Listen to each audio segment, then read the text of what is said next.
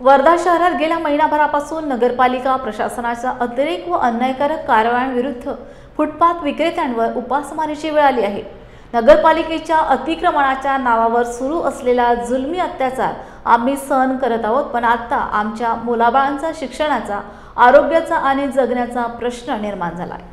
त्यामुळे या निगरगट्ट नगरपालिका मुख्याधिकारी आणि त्यांचे कर्मचारी नितीन लोहवे व पेटकर यांच्या जाचाला कंटाळून वर्धा शहरातील अतिक्रमण कार्यवाहीग्रस्त जेवढेही दुकानदार आहेत त्या सर्वांनी सहपरिवार आत्मदहन आंदोलनाची भूमिका घेत असल्याचा इशारा आसिफ खान यांनी दिला होता।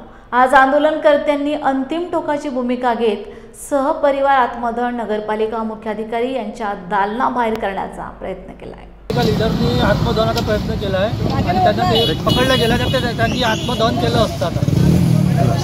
काय मागणी होती? आमचे फुटपाथवाल्यांचा खूप त्रास देत आहे प्रशासन, खास करून नगर परिषदवाले। आता 2 महिन्यापासून आमची रोजीरोटी गेलेली आहे, आम्ही खाली पिली आहोत। आम्हाला बसता तर आम्हाला कोणी ना कोणी हाकलत राहते। नगर परिषदवाले ते उलट आम्हाला हाकल्यासाठी शिव माणसं पाठवतात आमच्या हाकल्यासाठी। आम्हाला आमच्या दुकानं आमच्या काही जागेवर लागू द्या, आमची एवढीच मागणी होती। ते गेले 16 जून पासून आमच्या मागे लागले होते। मग आज काय भूमिका घेतली?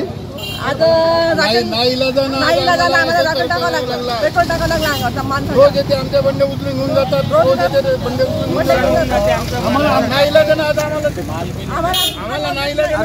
नाही आहे। आम्हाला 12 आम्ही मुलं कशी जगवायचे? आम्ही मुलांची शाळेचा पैसा कुठून द्यायचा? आमदाराचा सपोर्ट नाही। आमदार म्हणजे आम्हाला फुटपाथ मुक्त शहर पाहिजे। आज मला सांगा की फुटपाथ खतम झाली तर लोक खरेदी कुठून करणार? मोठ्या दुकानात प्रत्येक लोक जातात का?